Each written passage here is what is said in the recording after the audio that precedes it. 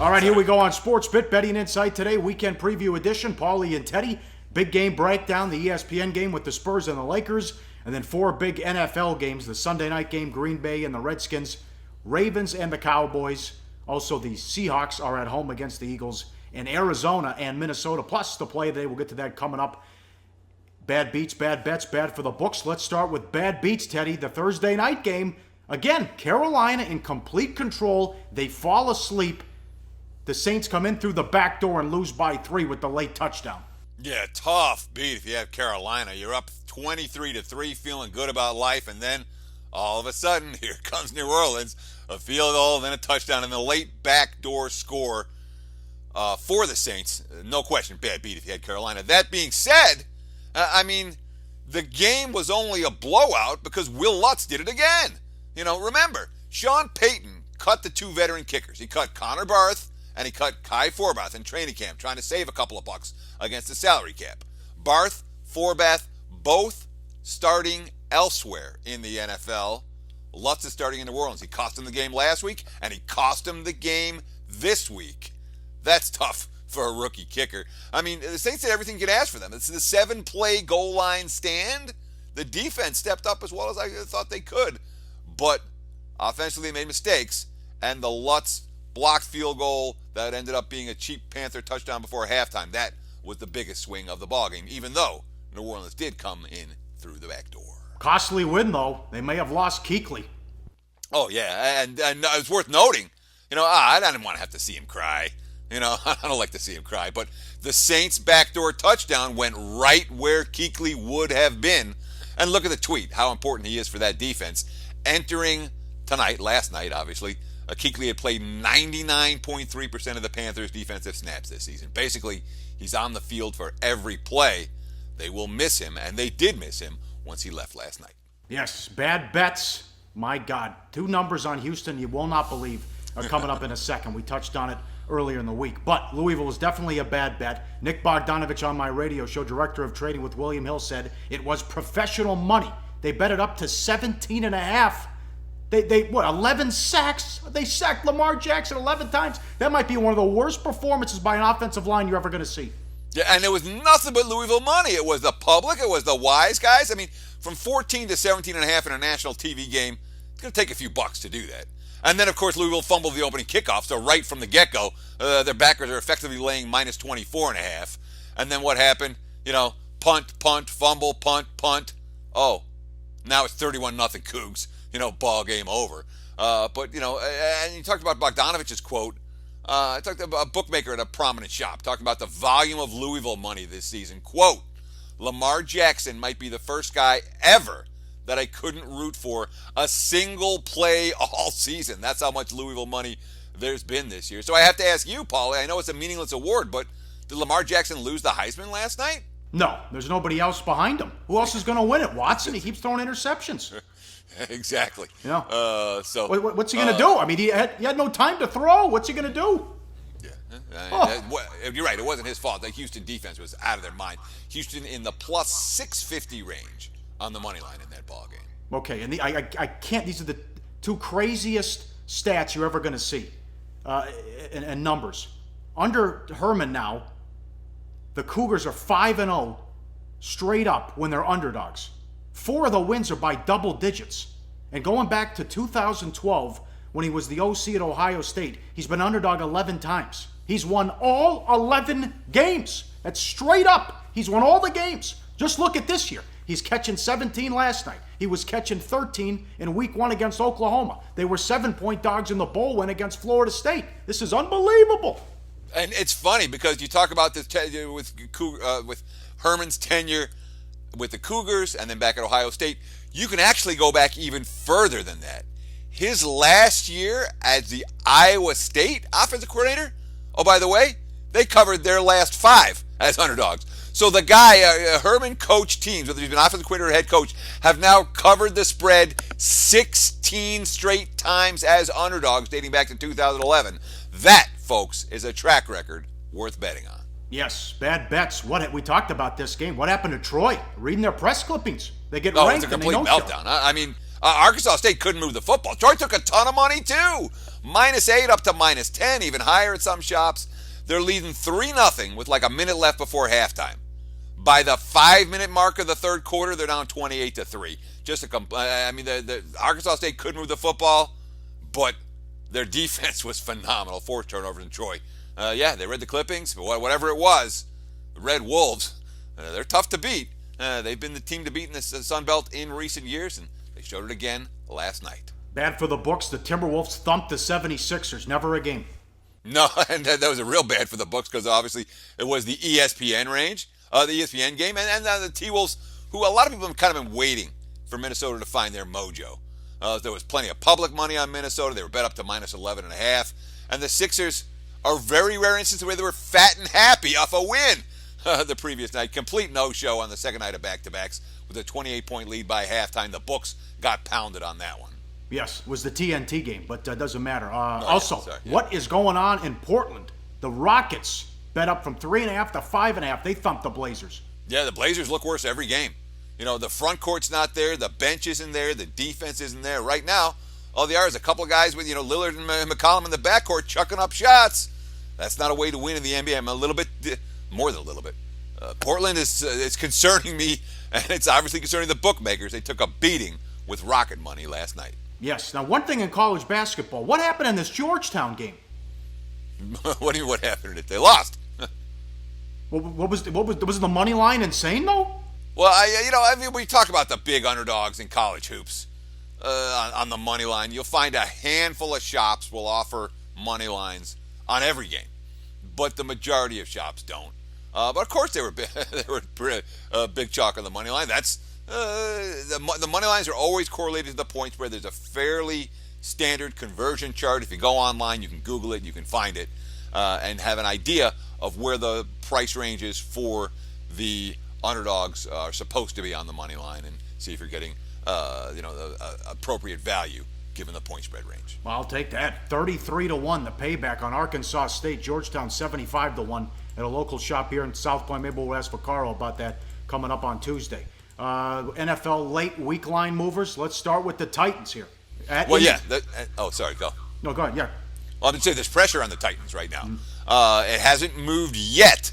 I think it will. Titans +3. It doesn't look like it's going to be there much longer. If you like Indy, wait. If you like Tennessee, bet now. All right. Can we trust Detroit laying a big number at home? Well, the markets don't. And this is another one where there's pressure on the line, but we haven't seen a big move yet. The Jags are still +6.5 in a lot of shops and starting to move to +6. I think it could go down further than that because the markets don't trust Lions as chalk. Nobody trusts Lions as chalk. I don't trust the Lions as chalk. You don't trust the Lions as chalk. All 5 of Detroit's wins this year, the first place Detroit Lions, mind you, have come on late drives, and all of them have come by 6 points or less. And the markets continue to like that Jacksonville statistical profile. The stats are there every week, just not the results. Well, we said this was going to happen. Money on the Giants up to 7.5. Jeffrey suspended. Long's out. Now there are 2 sources in the Bears locker room saying Cutler's lost the team. Yeah. Nobody trusts the Bears. We're seeing under money, too. The total from 45.5 down to 44. Check your weather forecast this weekend. It's not supposed to be a nice day in the New York metropolitan area on Sunday. But more than this, when you lose the right side of your offensive line like Chicago did, remember, their only touchdown last week came on a Hail Mary, and the Giants' defense, a heck of a lot better than the Bucs' D that Chicago couldn't score against. This is, I don't understand this. The Vikings have lost 4 in a row. 2.5-point move on them. Yeah, big wise guy move yesterday in support of Minnesota. I talked to a couple of different people, and nobody seemed to know what it was about. Somebody liked the Vikings. They bet a lot of money on not some person. It was a syndicate move, but there was a significant move on Minnesota, as you mentioned. Pick all the way up to -2.5, and that appears to be based on opinion. Bet on Miami and against Goff making his first start. Miami up to 2 on the road. Yeah, the Rams opened -1. There was a first move on the Dolphins. There's been a second move on the Dolphins. We're looking at Miami now -2 in a lot of spots. And remember, the Dolphins got to 4-0, and we've talked about this a couple times on the show, with their entire starting offensive line playing. Well, now they're back to the drawing board. There's no Brandon Albert this week, and probably no Mike Pouncey, who re-injured the same hip that kept him out earlier. So, yeah, the market's like they spent the week out on the West Coast. Here's a quote from offensive coordinator Clyde Christensen, quote, "It's a curveball, but it's the hand we've got. Not easy to go up against that LA defensive front with a banged-up offensive line." Yes, up next, big game breakdown. We'll start in the NBA and get to the 4 games in the NFL on SportsBit. Betting and insight today on SBRPicks.com. Research before you bet. Be sure to check out SBR Picks for the best game predictions, breakdowns, and much, much more. Back on SportsBit, Pauly and Teddy, betting insight today. Big game breakdown. Weekend preview edition, as always, live on sportsbookreview.com. One game in the NBA on ESPN. The Spurs continue to be on the road. They take on the Lakers. They continue their road trip, rather. Spurs 6.5, 208 the total. 12 games in, the Lakers have a winning record. Great job by Luke Walton. Players are accepting their roles, and also they're moving the ball. The carryover and what he learned from Steve Kerr, the hidden stat, the Lakers are aiming for 300 passes per game after ranking 28th in this last year. Well, no wonder. They had Kobe Bryant who would shoot every time. I'd say, Kobe threw about, maybe 7 or 8 passes all season last year. I mean, it's an interesting stat, or it's something that we don't think about a lot. Lakers are aiming for 300 passes per game. That's what Golden State was doing. And here's a quote from Luke Walton. "It's easier in basketball to stand around when you're tired and hope somebody else can score. Or if you have the ball, to just try to go one-on-one. It's an easier way to play. That's what we're trying to get away from, and we've done a good job of it for the most part. At Golden State, most nights when we got over 300, we had high assists and we won a lot of ball games. Even here, the games that we've had so far over 300 passes have been some of our better games." And you talk about the players accepting their roles. Yeah, 9 different guys getting between 20 and 28 minutes. That's balance. That's depth. That's something we haven't seen from the Lakers in any recent season. Yes, they are 25th in turnovers, though. Not a true point guard yet to run a clean show. On the flip side, you got the Spurs 4th in turnovers. Parker almost like an assistant coach now, and it really helps on the road. San Antonio 6-0 straight up, 4-1-1 ATS. Pop on Parker, quote, "He gets us organized. There's more stability in that sense. Things just look a little better in terms of what we run and what we do," end quote there. Yeah, I'm going to go back to that 300 passes one more time. It's really an interesting concept. And you say that the Lakers don't have a true point guard. I mean, Jordan Clarkson's as much as they got. His quote, "It's an easy number to hit. Get in the paint, make plays for your teammates, get the guy the open shot or get the guy who's open the ball, and they shoot it." Julius Randle, the team who's going to move the ball and share the ball and trust each other, not just on the offensive end, but on the defensive end, it's a team who's probably going to end up winning the game. We see success in that movement. It's kind of become contagious. You know who moves the ball as well as anybody in the NBA? Obviously the Warriors have, and you talked about the San Antonio Spurs have done that as well, because, Lakers 25 in turnovers, Spurs 4 in turnovers, and obviously, Kawhi Leonard talking about Parker. He's just a great point guard, very smart, knows where guys' spots on the floor are. He's been here before. He knows what Pop expects, and as one of us gets out of line, he tells us. That being said, the Lakers have been my number 1 riser in terms of power ratings from where I had them at the start of the season. Twice as big a jump for me compared to the number 2 teams from the beginning of the year to now, Charlotte and Utah, in my ratings. But it's hard to step in front of San Antonio against this level of competition. I'm not convinced the Lakers are ready to step up in class against the likes of the Spurs with Tony Parker back on the floor. 7 wins already. They had the 2nd lowest win total before the season. Only ahead of the Nets. Oh, man. Luke's doing a great job. Game number 2, live on sportsbookreview.com. Arizona at Minnesota. Vikings 2.5, 40 the total. Arizona's 4-4. The Vikings are 5-4. Huge game here. David Johnson's been having a monster season, but he couldn't get it going the last 2 weeks. I don't think it's fatigue. I think it's teams saying, "You will not beat us. We're going to make Carson Palmer do it." Sure, but so when you look at the graphic, you're going to see last year he's already have more carries this year and more catches this year in 9 games than he did last year in 16 games. Of course, the first 6 games, he's averaging 5.1 yards per carry. Last 3, only 3.1 yards per carry. And over the last 3 games, 62 carries, none of them for 20 yards or more. He hasn't been able to break one. Last week he faced the 49ers, one of the weakest rush defenses in the league, and couldn't break one off there. So you're not going to be able to get your offense going at a place like Minnesota one of the stronger home fields in the NFL. And it's going to be a cold day and blustery and all of that. You're not going to be able to do it without running the football. You have to take the crowd out of the game, and you have to open things up for immobile Carson Palmer. For Arizona to win and cover, David Johnson's going to have to be a huge part of their game plan. And Sam Bradford certainly knows what it's like to deal with a bad offensive line. They can't block for the run. They're getting 2.7 yards per rush, historically low. Without getting the running game going, all the pressure's on Bradford. He's 31 of 40 the last 2 weeks, though. They lose Long, more injuries. I'll tell you, let's revisit a discussion we had earlier. They could use Adrian Peterson. Yeah, well, the offensive line loses Jake Long, and Long wasn't playing well. But when you're talking about, these are the tackles right now left on the Minnesota Vikings roster, the healthy tackles. TJ Clemmings, Jeremiah Surlis, Willie Beavers, Rashad Hill. Oh, that's the guy who they just signed off the Jacksonville practice squad, and teams rarely improve by signing guys off the Jacksonville practice squad. That is not a who's who of elite tackles in the NFL.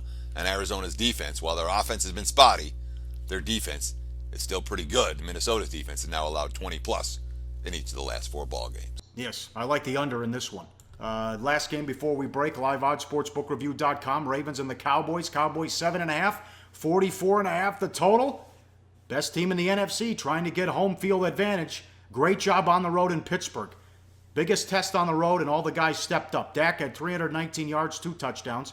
Elliott had 114 on the ground, 95 receiving with 3 touchdowns. Dez had 100 yards and a touchdown, and they spread it around as Witten had 6 catches as well. Now, no more distraction. I don't know. There was a report that the players were going to revolt if Romo came back and took the job.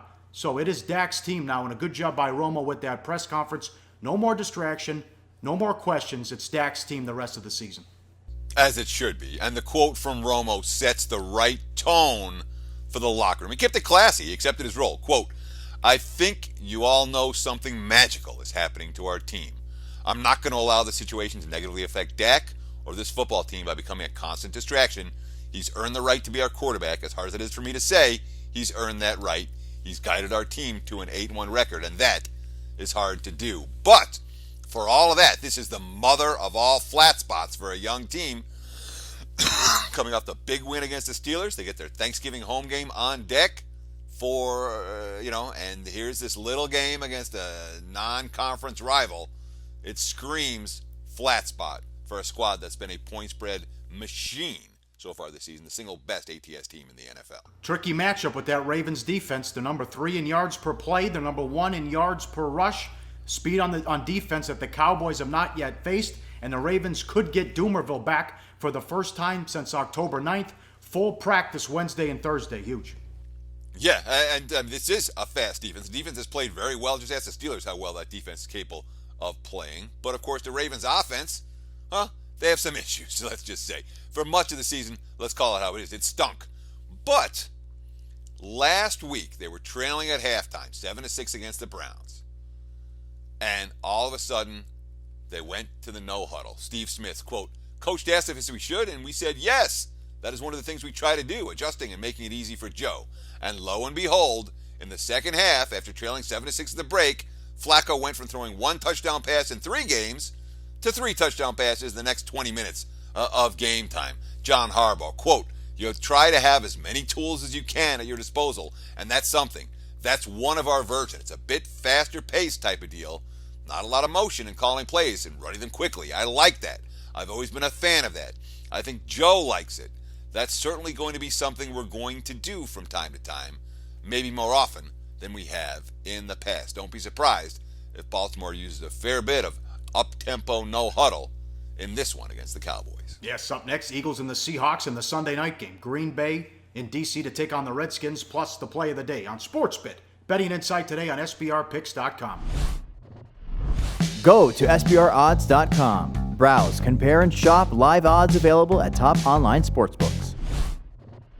Wrapping it up on SportsBit, betting insight today. Big game breakdown continues. The Eagles take on the Seahawks from Seattle. Seahawks 6.5, 43 the total. Eagles 4-0 at home, but 1-4 on the road, and the only win was in Chicago. Now it gets worse for Wentz. The issues on the road continue. It's Seattle, Cincinnati, and Baltimore coming up. And in this game, Matthews is banged up. Ertz is banged up, although Matthews hasn't been able to catch a cold lately. Yeah, I mean, the top two receivers, Matthews and Ertz, both missed practice time this week. Matthews got a bad back. Ertz has got a hamstring. And this is a rookie quarterback in one of the most hostile environments you're going to find in the NFL. Here's a Doug Peterson quote. Going into this stadium, the 12th man is real. Those things are things that keep the offense from executing and staying on the field. This Seahawks team definitely feeds off that. The point of emphasis this week is to handle that and minimize those penalties. We've got to handle the crowd noise better. There are quite a few factors we have to address and clean up going into these road games. Wentz is going to be up against it defensively here, and obviously it's easy enough for Peterson to say what they want to do. The ability of the offense to actually execute in those conditions. And it's supposed to be rainy in Seattle on Saturday, on Sunday as well. Oh, surprise. I'm sorry? I said a big surprise. Yeah, exactly. Now for something completely different. Yeah. But it just makes it that much more difficult for the road team in that environment. Finally, a regular play load for the Seattle defense, and they get Bennett back. He's got to be licking his chops going against the rookie. Also, has it been a huge improvement with the offensive line? Or is it just that they've kind of abandoned the run, throwing it more, and moving Wilson out of the pocket? It certainly helps when you play the Patriots. They only rush 2 guys. I just love that picture of Michael Bennett. He's like, yeah, I get to face a rookie QB. But, I mean, let's be real. It was a clean pocket last week for Russell Wilson against the New England Patriots defense. So the Patriots couldn't generate a pass rush. What was it, 2 weeks ago? It wasn't the Bills game, but certainly the Saints game, Russell Wilson didn't have a clean pocket. The Cardinals game, Russell Wilson didn't have a clean pocket at any point. And those games weren't games where the Seahawks running game was working either. So there was noticeable visual improvement from that offensive line the last couple of weeks. And Pete Carroll's talking about it. Quote, we had to kick it into gear a week ago versus Buffalo. We had been waiting just to get healthy. Maybe we waited a couple of weeks too long, but we were waiting on Russ to be right. We kicked it in last week. You saw the change, and all the offensive coaches seized the opportunity to get ahead and go. It's there for us now. I don't think that there's any question that that was the best Russell Wilson has looked.